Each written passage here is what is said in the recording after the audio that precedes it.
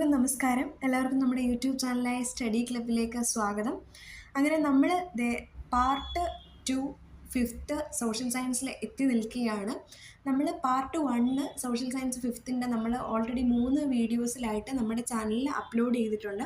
അതിൽ മൂന്നാമത്തെ വീഡിയോയിൽ നമ്മൾ കുറച്ച് ക്വസ്റ്റ്യൻസ്, ഒരു 5 ക്വസ്റ്റ്യൻസോ 6 ക്വസ്റ്റ്യൻസോ ആണ് നമ്മൾ അതുമായിട്ട് ബന്ധപ്പെട്ടിട്ടുള്ളത് പറയുകയും ചെയ്തിട്ടുണ്ടായിരുന്നു. അപ്പം മുന്നോട്ട് പോകുമ്പോൾ നമുക്ക് കുറച്ച് കൂടുതൽ ക്വസ്റ്റ്യൻസ് ഒക്കെ ചെയ്യാം കേട്ടോ. ഇന്ന് നമ്മളിപ്പം പാർട്ട് 2 ഫിഫ്ത്ത് സോഷ്യൽ സയൻസിലാണ് എത്തി നിൽക്കുന്നത്. അപ്പോൾ ഇതിൽ കുറച്ചും കൂടെ ലെങ്തി ആയിട്ടുള്ള ചാപ്റ്റേഴ്സാണ്. മാത്രമല്ല നമ്മളിപ്പം SCRTs ഇങ്ങനെ വെറുതെ വായിച്ചു പോകാതെ ചില ഇമ്പോർട്ടൻ്റ് ആയിട്ടുള്ള കാര്യങ്ങൾ പറയുമ്പോൾ അതുമായിട്ട് ലിങ്ക് ചെയ്തിട്ടുള്ള വേറെ ഫാക്ട്സും കൂടി ആഡ് ചെയ്ത് പഠിക്കുന്നത്, അതായത് എക്സാം ഓറിയൻറ്റഡ് ആയിട്ട് തന്നെ പഠിക്കുന്നത് നമുക്ക് കുറച്ചും കൂടി ഹെൽപ്ഫുൾ ആകുമെന്ന് തോന്നുന്നു. അതുകൊണ്ട് തന്നെ ഞാൻ വെറുതെ ഇങ്ങനെ വായിച്ചു പോകാതെ അങ്ങനെയുള്ള കാര്യങ്ങൾ വരുമ്പോൾ അതും കൂടി ഞാൻ ആഡ് ചെയ്ത് പോകുന്നുണ്ടായിരിക്കും. എല്ലാത്തിലുമല്ല, അങ്ങനെ പറയേണ്ട ചില പോയിൻറ്റ്സ് വരുമ്പോൾ അങ്ങനെ പറയാം. അപ്പോൾ ഇന്ന് നമ്മൾ ഏതായാലും ഇതിനകത്തെ ഫസ്റ്റ് ചാപ്റ്റർ, അതായത് മറ്റേതിൻ്റെ കണ്ടിന്യൂഷനായിട്ട് വരുമ്പോൾ 7ാമത്തെ ചാപ്റ്റർ ഗതാഗത ആശയവിനിമയ സംവിധാനങ്ങൾ, അതാണ് നമ്മൾ എടുക്കാൻ പോകുന്നത്. അപ്പോൾ നമുക്ക് അതിലോട്ട് പോകാം. ഈ ഗതാഗത ആശയവിനിമയം എന്ന് പറയുന്ന ചാപ്റ്റർ എന്ന് പറയുന്നത് നമ്മുടെ ജലഗതാഗതം, വ്യോമഗതാഗതം, അങ്ങനെയുള്ള കരമാർഗം, അങ്ങനെയുള്ള പലതരത്തിലുള്ള ഗതാഗത മാർഗങ്ങളെക്കുറിച്ചും അതിൻ്റെ ഹിസ്റ്റോറിക്കൽ ആസ്പെക്റ്റ് അങ്ങനെ പോകുന്നൊരു ചാപ്റ്ററാണ് ഇതെന്ന് പറയുന്നത്. അപ്പോൾ ഇതിൽ തുടക്കത്തിൽ നമുക്ക് ഇവർ വാഹനങ്ങളെക്കുറിച്ചൊരു ഡെഫിനേഷൻ പോലെ അതിൻ്റെ മീനിങ് ഒക്കെ പറയുന്നുണ്ട്. വഹിച്ചു കൊണ്ടുപോകുന്ന ഉപകരണം എന്നാണ് വാഹനം എന്ന പദത്തിൻ്റെ അർത്ഥം എന്ന് പറയുന്നുണ്ട്. നമുക്കത് അത്ര കണ്ട് വേണ്ട. പിന്നെ ഇവിടെ ഒരു ബോക്സിൽ കൊടുത്തിട്ടുണ്ട് 1976 സ്വിറ്റ്സർലാൻഡിലെ സൂറിച്ച് എന്ന് പറയുന്ന തടാകത്തിൻ്റെ തീരത്ത് നിന്നും നമുക്ക് 4500-ലധികം വർഷം പഴക്കമുള്ള ഒരു ചക്രത്തിൻ്റെ ഭാഗം കിട്ടിയിട്ടുണ്ട്. അതാണ് നമ്മൾ ഈ പിക്ചറിൽ കാണുന്നത്. അപ്പോൾ അത് മേപ്പിൾ മരപ്പലകൾ കൊണ്ട് നിർമ്മിച്ചതാണ് ആ ചക്രം. അതിൻ്റെ ഒരു പാർട്ട് സ്വിസ് നാഷണൽ മ്യൂസിയത്തിൽ ഇപ്പോഴും സൂക്ഷിച്ചിരിക്കുന്നു. അതായത് ആ ഒരു കാലഘട്ടം മുതൽ, അല്ലെങ്കിൽ ചക്രത്തിൻ്റെ നിർമ്മാണം, അങ്ങനെയുള്ള കാര്യങ്ങളെ സൂചിപ്പിക്കാനാണ് ഈ ഒരു ചാപ്റ്ററിൽ അത് കൊടുത്തിട്ടുള്ളത്. ഇവിടെ ആ ഒരു ചക്രം അല്ലെങ്കിൽ അതിൻ്റെ ഒരു ട്രാൻസിഷനാണ് കൊടുത്തേക്കുന്ന ആ ഒരു പിക്ചറിലൂടെ. ഇനി നമുക്കിവിടെ ഇമ്പോർട്ടൻ്റ് ആയിട്ട് വേണ്ട ഒരു സംഭവമാണ് മെസോപ്പൊട്ടേമിയയെക്കുറിച്ച് പറയുന്നുണ്ട്. മെസോപ്പൊട്ടേമിയൻ സംസ്കാരത്തെക്കുറിച്ച് നമ്മൾ കേട്ടിട്ടുള്ളതാണ്. ഇതിനെക്കുറിച്ചുള്ള ഡീറ്റെയിൽഡ് ആയിട്ട് വരുന്നത് 6th അപ്പോൾ ഇവിടെ എന്താ പറഞ്ഞേക്കുന്നതെന്ന് നമുക്ക് നോക്കാം. ഏകദേശം 5000 വർഷങ്ങൾക്ക് മുൻപ് മെസപ്പൊട്ടേമിയക്കാർ ചക്രങ്ങൾ നിർമ്മിച്ചിട്ടുള്ളതായിട്ട് കരുതപ്പെടുന്നുണ്ട്. അവർ ചക്രങ്ങൾ എങ്ങനെയാണ് നിർമ്മിച്ചതെന്ന് വെച്ച് കഴിഞ്ഞാൽ 3 കഷ്ണം പലകകൾ ചേർത്ത് വെച്ച് തോൽപ്പട്ടയിൽ ചെമ്പാണി തറച്ച തരത്തിലായിരുന്നു അത് നിർമ്മിച്ചിട്ടുണ്ടായിരുന്നത്. അപ്പം ഇവർ 5000 വർഷങ്ങൾക്ക് മുൻപ് ഈ മെസപ്പൊട്ടേമിയക്കാർ ചക്രങ്ങൾ നിർമ്മിച്ചു. അതിനെ പിന്നീട് മോഡിഫൈ ചെയ്യുന്നത് ഈജിപ്തുകാരും റോമക്കാരുമാണ്. ഈ നമ്മൾ പറയുന്ന മെസപ്പൊട്ടേമിയൻ സംസ്കാരം എന്ന് പറയുന്നത് ഇന്നത്തെ ഇറാഖ് ഉൾപ്പെടുന്ന പ്രദേശത്താണ് നമ്മുടെ മെസപ്പൊട്ടേമിയൻ സംസ്കാരം നിലനിന്നിട്ടുണ്ടായിരുന്നത്. ഇത് യൂഫ്രട്ടീസ്, ടൈഗ്രിസ് എന്നീ നദികൾക്കിടയിലാണ്. ഈ ഒരു മെസപ്പൊട്ടേമിയ എന്ന വാക്കിൻ്റെ അർത്ഥം തന്നെ 2 നദികൾക്കിടയിലുള്ള പ്രദേശം എന്നാണ്. അപ്പോൾ ഈ ഒരു ബോക്സിൽ നിന്ന് തന്നെ നമുക്ക് ഇത്രയും കാര്യങ്ങളാണ് കിട്ടിയത്. അതായത് 5000 വർഷങ്ങൾക്ക് മുൻപ് മെസപ്പൊട്ടേമിയക്കാർ ചക്രങ്ങൾ ഉപയോഗിച്ചിട്ടുണ്ടായിരുന്നുവെന്നും അതിനെ പിന്നീട് ഈജിപ്തുകാരും റോമക്കാരും ഒക്കെയാണ് ചക്രങ്ങളെ കൂടുതൽ മോഡിഫൈ ചെയ്തിട്ടുണ്ടായിരുന്നത്. പിന്നീട് ഇറാഖ് ഉൾപ്പെടുന്ന പ്രദേശമാണ് നമ്മൾ പറയുന്ന മെസപ്പൊട്ടേമിയൻ സംസ്കാരം നിലനിന്നിട്ടുണ്ടായിരുന്നത്. യൂഫ്രട്ടീസ്, ടൈഗ്രിസ് എന്നീ നദികൾക്കിടയിലാണ് ഇത് ഉണ്ടായിരുന്നത്, ഈ ഒരു സംസ്കാരം ഉണ്ടായിരുന്നത് എന്നുള്ളത്. ഇനി ശേഷം നമ്മൾ വരുമ്പോൾ ഗതാഗത മാർഗങ്ങൾ 3 തരത്തിൽ: കരഗതാഗതം, ജലഗതാഗതം, വ്യോമഗതാഗതം. അതിനെ തന്നെ സബ് ഡിവൈഡ് ചെയ്തിട്ടുണ്ട്. കരഗതാഗതത്തെ റോഡ്, റെയിൽ; ജലഗതാഗതത്തെ ഉൾനാടന അല്ലെങ്കിൽ സമുദ്രഗതാഗതം; വ്യോമഗതാഗതത്തെ ദേശീയ വ്യോമഗതാഗതമെന്നും അന്തർദേശീയ വ്യോമഗതാഗതമെന്നും തിരിച്ചിട്ടുള്ളതായിട്ട് നമുക്ക് കാണാം. ഇതിൽ നമ്മൾ ആദ്യം റോഡ് ഗതാഗതത്തെക്കുറിച്ചാണ് പറയുന്നത്. ഇതിലും ഒരു ട്രാൻസിഷനാണ്. മൺപാതകൾ ഉപയോഗിച്ചിട്ടുണ്ടായിരുന്നു പണ്ട്, ഒറ്റയടി പാതകൾ, അതിനുശേഷം പാകിയ പാതകളൊക്കെയാണ് കൂടുതലായിട്ടും ഉപയോഗിച്ചിട്ടുണ്ടായിരുന്നത്. ഇപ്പോൾ ഇതൊന്നും ഇല്ലെന്നല്ല, ഇതിനേക്കാളൊക്കെ ഇപ്പോൾ കൂടുതൽ എന്താണ് നമ്മുടെ കോൺക്രീറ്റ് റോഡുകളും അതുപോലെ തന്നെ ടാറിട്ട റോഡുകളും ഒക്കെ തന്നെ ഡെവലപ്പായിട്ട് വരികയാണ് ചെയ്തിട്ടുണ്ടായിരുന്നത്. ഇനി മക്കാദം റോഡുകൾ ഈ ഒരു ചാപ്റ്ററിൽ ഓർത്തിരിക്കേണ്ട ഒന്നാണ്. മക്കാദം ആരാണെന്ന് വെച്ച് കഴിഞ്ഞാൽ JL മക്കാദം. അദ്ദേഹം ഒരു സ്കോട്ടിഷ് എഞ്ചിനീയർ ആയിരുന്നു. അപ്പം അദ്ദേഹമാണ് നമ്മൾ ഇന്ന് കാണുന്ന തരത്തിലുള്ള ആധുനിക തരത്തിലുള്ള റോഡുകൾക്ക് തുടക്കം കുറിക്കുന്നത്. അദ്ദേഹം 1820 എന്താണ് ആധുനിക രീതിയിലുള്ള റോഡ് നിർമ്മാണത്തിന് തുടക്കമിട്ടു. അതെങ്ങനെയായിരുന്നു എന്ന് വെച്ച് കഴിഞ്ഞാൽ കരിങ്കൽ കഷ്ണങ്ങൾ നിരത്തി റോഡ് റോളർ മെഷീനുകൾ ഉപയോഗിച്ചാണ് ഈ റോഡുകൾ നിർമ്മിച്ചത്. ഇത്തരം റോഡുകൾ അറിയപ്പെട്ടിരുന്നത് മക്കാദം റോഡുകൾ എന്നാണ്. ഇനി ഇന്ത്യയിലെ പ്രധാനപ്പെട്ട ഹൈവേകൾ അതിനെ രണ്ടായിട്ട് തിരിച്ചിവിടെ കൊടുത്തിട്ടുണ്ട്. ഗോൾഡൻ ക്വാഡ്രിലാറ്ററൽ അല്ലെങ്കിൽ സുവർണ ചതുഷ്കോണമെന്നും പിന്നീട് north south and east west corridors എന്നും.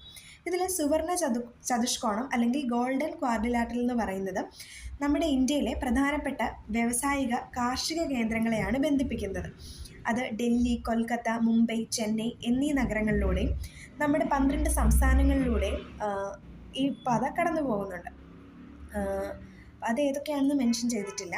12 സംസ്ഥാനങ്ങളിലൂടെയും കടന്നു പോകുന്നുണ്ട്. ഇനി north south and east west കോറിഡോറിൻ്റെ കേസ് എടുത്താൽ നോർത്ത് സൗത്ത് എന്ന് പറയുന്നത് കണക്ട് ചെയ്യുന്നത് ഇവിടെയും കൊടുത്തിട്ടുണ്ട്, ശ്രീനഗറിനെയും കന്യാകുമാരിയെയുമാണ്.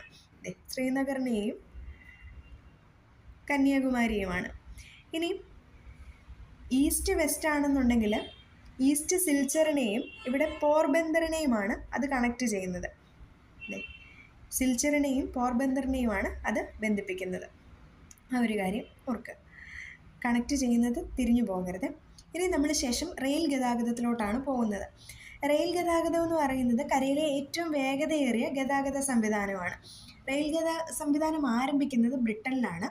ഇത് പ്രധാനമായിട്ടും അല്ലെങ്കിൽ ആവിർഭവിച്ച് വരുന്നതെന്ന് വെച്ച് കഴിഞ്ഞാൽ നമ്മുടെ സ്റ്റീം എഞ്ചിൻ ഉണ്ടല്ലോ, അതിൻ്റെയൊക്കെ കണ്ടുപിടുത്തത്തോടു കൂടിയാണ് ഈ ഒരു റെയിൽ ഗതാഗതം ഡെവലപ്പ് ചെയ്ത് വരുന്നത്. ഇവിടെ നമ്മൾ ഓർക്കണം, ഇവിടെയാണ് ഞാൻ പറഞ്ഞത് നമ്മൾ ചില കാര്യങ്ങൾ ചില ഫാക്റ്റ് കിട്ടുമ്പോൾ അതിനെ ഒന്ന് സ്പെസിഫൈ ചെയ്യണം. ഇപ്പോൾ ഇൻഡസ്ട്രിയൽ റവല്യൂഷനൊക്കെ പഠിക്കുന്ന സമയത്താണ് നമ്മൾ ഈ സ്റ്റീം എഞ്ചിൻ കണ്ടുപിടിച്ചത് ആരാണ്, അങ്ങനെയുള്ള കാര്യങ്ങൾ നമുക്ക് വേണ്ടി വരിക. അപ്പോൾ ഇവിടെ സ്റ്റീം എഞ്ചിൻ കണ്ടുപിടിച്ചത് ആരാണെന്ന് വെച്ച് കഴിഞ്ഞാൽ തോമസ് ന്യൂ കോമൻ ആണ് സ്റ്റീം എഞ്ചിൻ കണ്ടുപിടിക്കുന്നത്. അത് 1712 അദ്ദേഹം സ്റ്റീം എഞ്ചിൻ കണ്ടുപിടിക്കുന്നത്. വർഷം ഓർത്തിരിക്കണേ, 1712 തോമസ് ന്യൂ കോമൻ ആണ് ഈ ഒരു സ്റ്റീം എഞ്ചിൻ കണ്ടുപിടിക്കുന്നത്. എന്നാൽ അതിനെ ഡെവലപ്പ് ചെയ്യുന്നത് 1770 നമ്മുടെ ജെയിംസ് വാട്ടാണ് അതിനെ ഡെവലപ്പ് ചെയ്യുന്നത് എന്ന് ഓർത്തിരിക്കുക. ഇനി അപ്പം 1825 ജോർജ് സ്റ്റീഫൻസൺ എന്ന ബ്രിട്ടീഷുകാരനാണ് ആദ്യത്തെ ലോക്കോമോട്ടീവ് തീവണ്ടി എഞ്ചിൻ നിർമ്മിക്കുന്നത്. ഇത് ഇവിടെ ഉണ്ട്. അപ്പം അതിനു വേണ്ടിയിട്ട് അദ്ദേഹം ഇന്ധനമായിട്ട് ഉപയോഗിച്ചിട്ടുണ്ടായിരുന്നത് കൽക്കരിയാണ്. പിന്നീട് ഇതിൻ്റെയൊക്കെ ഒരു ബേസിലാണ് ഡീസൽ എഞ്ചിനുകളും ഇലക്ട്രിക് എഞ്ചിനുകളും ഒക്കെ നിലവിൽ വന്നത്. ഇനിയും നമ്മൾ പറഞ്ഞ സ്റ്റീഫൻസൺ റോക്കറ്റ് അല്ലെങ്കിൽ ജോർജ് സ്റ്റീഫൻസൺ നിർമ്മിച്ച അതിൻ്റെ ഒരു ഫാക്റ്റ് ഇവിടെ കൊടുക്കുന്നുണ്ട്. 1825 ഇംഗ്ലണ്ടിലെ സ്കോട്ടൺ ഡാർലിംഗ്ടൺ, ഇത് മറന്നു പോകരുത്, ഇംഗ്ലണ്ടിലെ സ്കോട്ടൺ ഡാർലിംഗ്ടൺ എന്നീ നഗരങ്ങളെ ബന്ധിപ്പിച്ചുകൊണ്ട് ലോകത്തെ ആദ്യത്തെ റെയിൽ പാത നിർമ്മിക്കപ്പെട്ടു. ജോർജ് സ്റ്റീഫൻസൺ നിർമ്മിച്ച സ്റ്റീഫൻസൺ റോക്കറ്റ് എന്ന ലോക്കോമോട്ടീവാണ് ഈ പാതയിലൂടെ ഓടിക്കുന്നത്. അങ്ങനെ ഓടിച്ചുകൊണ്ട് ലോകത്തെ റെയിൽ ഗതാഗതത്തിന് തുടക്കം കുറിച്ചു. അപ്പോൾ സ്റ്റീഫൻസൻ്റെ കാര്യം നമ്മളവിടെ പറഞ്ഞു. ഇന്ത്യയിലെ റെയിൽ ഗതാഗതത്തിൻ്റെ ഫാദറായിട്ട് കൺസിഡർ ചെയ്യുന്ന ആരെയാണെന്ന് റീകളക്ട് ചെയ്യാനോ അല്ലെങ്കിൽ അറിയുകയോ ചെയ്യാമോ? നമുക്കറിയുന്ന ആളാണ് നമ്മുടെ ഡൽഹൌസിയാണ്. അപ്പോൾ ഡൽഹൌസിയാണ് ഇന്ത്യൻ റെയിൽ ഗതാഗതത്തിൻ്റെ ഫാദർ എന്ന് കൺസിഡർ ചെയ്യുന്നത്. ഇനി അടുത്തതായിട്ട് ഇവിടെ പറഞ്ഞിട്ടുണ്ട്, ഞാൻ ഹൈലൈറ്റ് ചെയ്തിട്ടില്ല എന്നേ ഉള്ളൂ, ബ്രിട്ടീഷുകാരാണ് ഇന്ത്യയിലെ റെയിൽ ഗതാഗതത്തിന് തുടക്കം കുറിച്ചതെന്നുള്ളത് നമ്മൾ മോഡേൺ ഇന്ത്യ പഠിച്ചപ്പോഴൊക്കെ കണ്ടിട്ടുള്ളതും അറിഞ്ഞിട്ടുള്ളതുമാണ്.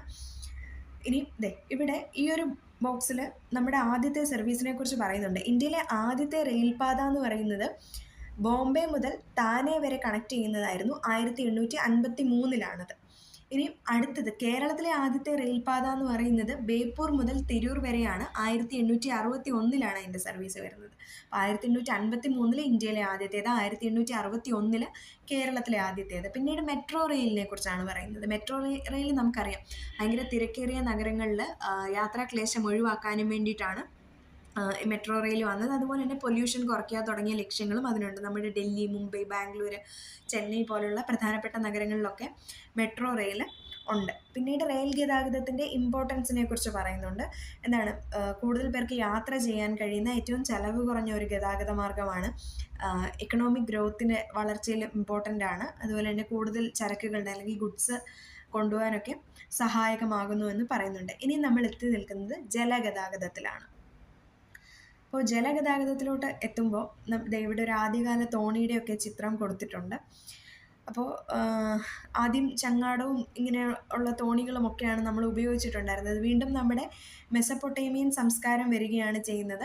നമ്മൾ മുമ്പേ മെസപ്പൊട്ടേമിയൻ സംസ്കാരം പറഞ്ഞിട്ടുണ്ടായിരുന്നു. 5000 വർഷങ്ങൾക്ക് മുൻപ് ചക്രങ്ങൾ ഉപയോഗിച്ചു, പിന്നീട് ഈജിപ്തുകാരും റോമക്കാരും അത് മോഡിഫൈ ചെയ്തു എന്നൊക്കെ നമ്മൾ പറഞ്ഞു. ഇവിടോട്ട് വരുമ്പോൾ ഇവർ കപ്പലുകൾ പോലെയുള്ള ജലായനങ്ങൾ മെസപ്പൊട്ടേമിയക്കാർ ഉപയോഗിച്ചിട്ടുണ്ടായിരുന്നു. തുഴകളുണ്ടായിരുന്നു, നീളൻ കമ്പുകളൊക്കെ കൊണ്ട് മുന്നോട്ട് നീക്കിക്കൊണ്ടു പോകുന്ന തരത്തിലുള്ള ജലായനങ്ങളാണ് ഇവർ നിർമ്മിച്ചത്. ഇനി നമ്മുടെ സിന്ധു നദീതട സംസ്കാരം.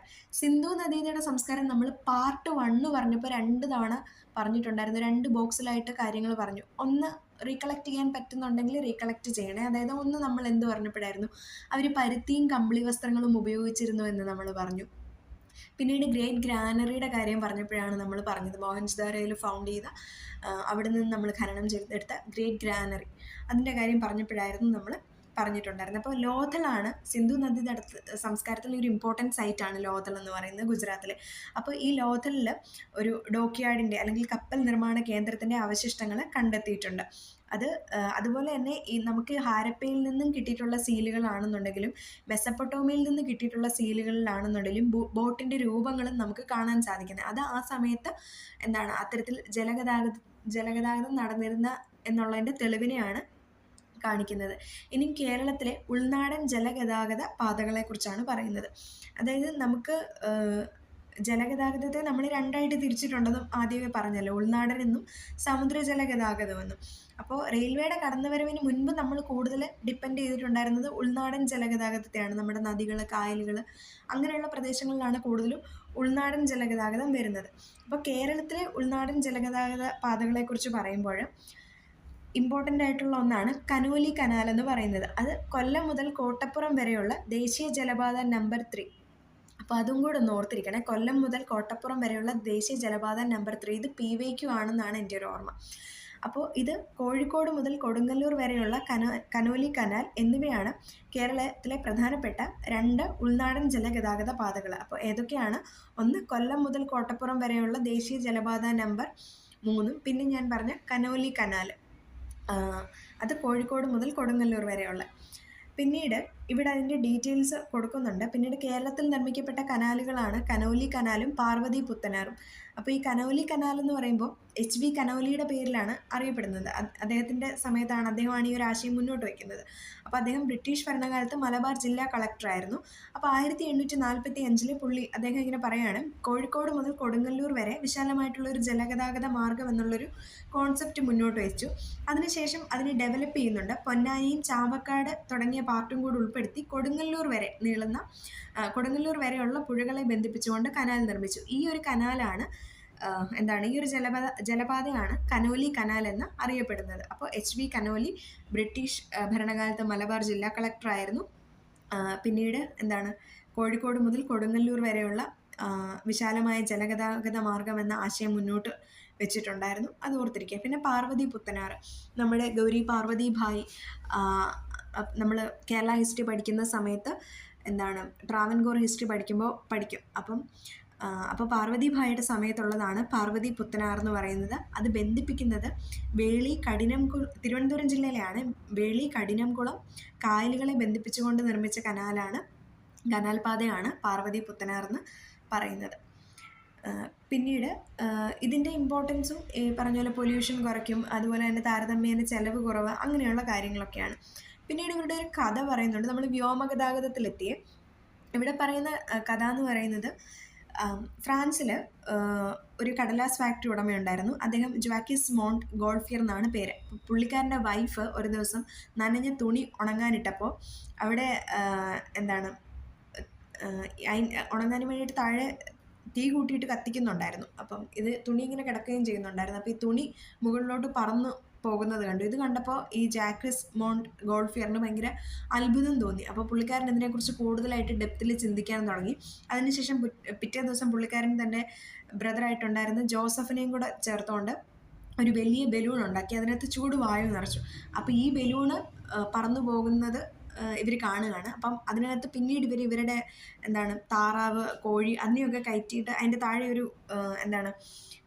ഒരു കൂട വെച്ച് അല്ലെങ്കിൽ ഒരു കുട്ട വെച്ചിട്ട് അതിനകത്ത് കയറ്റിയിട്ട് വിടുന്നുണ്ട്. ശേഷം ഇവർ രണ്ടുപേരും പിന്നീട് കയറി സഞ്ചരിക്കുകയാണ്. അപ്പോൾ ഇതാണ് നമ്മുടെ വ്യോമഗതാഗതത്തിൻ്റെ അല്ലെങ്കിൽ വ്യോമഗതാഗതത്തിന് വഴി തെളിച്ച ആദ്യത്തെ ഒരു ഇൻസിഡൻ്റ് എന്ന് പറയുന്നത്. അപ്പോൾ നമ്മളിത് മറക്കാതിരിക്കാൻ ഇത്തരം കഥകൾ അല്ലെങ്കിൽ ഇങ്ങനെ ഓർത്തിരിക്കുന്നത് നല്ലതാണ്. അപ്പോൾ അതുകൊണ്ടാണ് ഇത് പറഞ്ഞത്.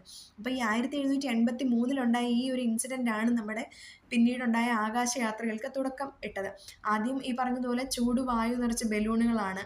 പിന്നീട് ഡെൻസിറ്റി കുറഞ്ഞ വാതകങ്ങൾ വലിയ ബലൂണുകളിൽ നിറച്ച ആകാശ കപ്പലുകളായിട്ട് ഉപയോഗിച്ചു. പിന്നെ പാരഷ്യൂട്ട് കണ്ടുപിടിച്ചു.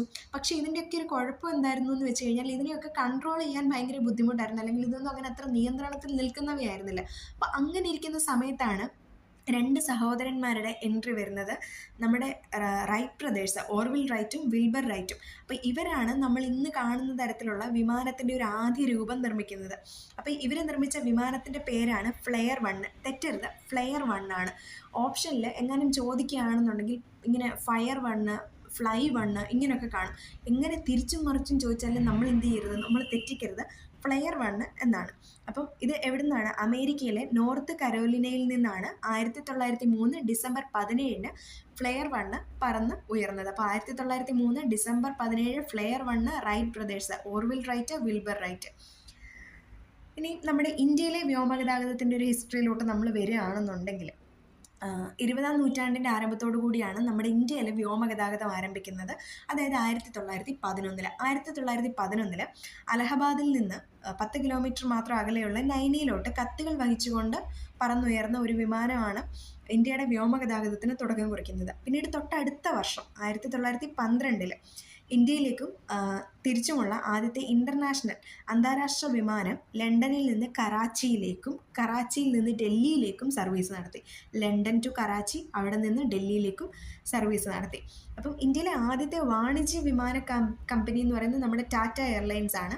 അത് 1932 കറാച്ചി മുതൽ മുംബൈ വരെ ആദ്യ സർവീസ് നടത്തി. കറാച്ചി മുതൽ മുംബൈ വരെ. ഓർത്തിരിക്കണം, ഞാനിവിടെ പിങ്ക് കളറിൽ ഹൈലൈറ്റ് ചെയ്തിട്ടുണ്ട്. ഇന്ത്യയിലെ ആദ്യത്തെ വിമാനത്താവളം എവിടെയാണ്? മുംബൈയിലെ ജുഹുവിലാണ് എന്ന് ഓർത്തിരിക്കുക. മുംബൈയിലെ ജുഹുവിലാണ് ഇന്ത്യയിലെ ആദ്യത്തെ വിമാനത്താവളം. ഇതിൻ്റെ അഡ്വാൻറ്റേജസ് എന്തൊക്കെയാണ്? ഏറ്റവും വേഗതയേറിയ ഗതാഗത മാർഗ്ഗമാണ്. ദേശീയ ഡിഫൻസിനൊക്കെ വേണ്ടിയിട്ട് നമ്മൾ ഉപയോഗിക്കുന്നുണ്ട്. വിവിധ ഭൂഖണ്ഡങ്ങളിലെ രാജ്യങ്ങളെ ഈസി ആയിട്ട് കണക്ട് ചെയ്യുന്നു. ഭൂമി ഒരു ആഗോള ഗ്രാമമാക്കി മാറ്റുന്നു. അങ്ങനെയുള്ള കുറച്ച് കാര്യങ്ങൾ. അപ്പോൾ ആ ഒരു ഭാഗത്തിൽ അതേ ഉള്ളൂ. ഇനി ഒരു ആശയവിനിമയം എന്ന് പറഞ്ഞിട്ടുള്ളൊരു ഭാഗമുണ്ട്. ഈ ഒരു ചാപ്റ്റർ അങ്ങനെയാണല്ലോ, ഗതാഗതം, ആശയവിനിമയം. ഇവിടെ നമ്മൾ ഓർത്തിരിക്കേണ്ട ഒരു കാര്യം എന്താണെന്ന് വെച്ച് കഴിഞ്ഞാൽ ഈ കമ്മ്യൂണിക്കേഷന് വേണ്ടിയിട്ട് നമ്മുടെ ആദ്യകാല മനുഷ്യരൊക്കെ എന്ന് വെച്ച് കഴിഞ്ഞാൽ പല ജെസ്റ്റേഴ്സ് അല്ലെങ്കിൽ ചെറിയ ചെറിയ ചില ശബ്ദങ്ങളൊക്കെ ഉപയോഗിച്ചാണ് അവർ കമ്മ്യൂണിക്കേറ്റ് ചെയ്തിട്ടുണ്ടായിരുന്നതെന്ന് നമുക്കറിയാം. അപ്പോൾ ദൂര സ്ഥലങ്ങളിലോട്ട് പോകുമ്പോൾ അവർ തീയിട്ട് കത്തിച്ചും പുകയുമൊക്കെ അവർ അടയാളങ്ങളായിട്ട് ഉപയോഗിച്ചു. അപ്പോൾ ഏകദേശം ഒരു 30,000 വർഷങ്ങൾക്ക് മുൻപാണ് മനുഷ്യർ സിംബൽസ് അല്ലെങ്കിൽ ചിഹ്നങ്ങൾ കമ്മ്യൂണിക്കേഷന് വേണ്ടിയിട്ട് ഉപയോഗിച്ചതെന്നാണ് നമ്മുടെ ഹിസ്റ്റോറിയൻസൊക്കെ പറയുന്നത്.